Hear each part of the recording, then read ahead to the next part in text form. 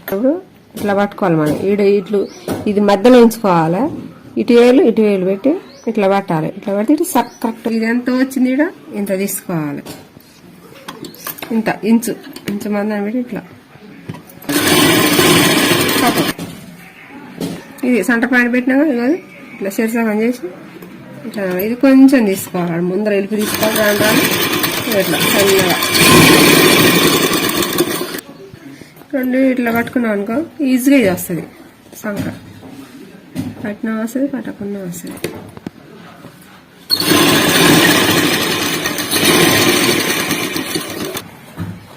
ఇలా వస్తుంది షేప్ అనేది. Okay guys,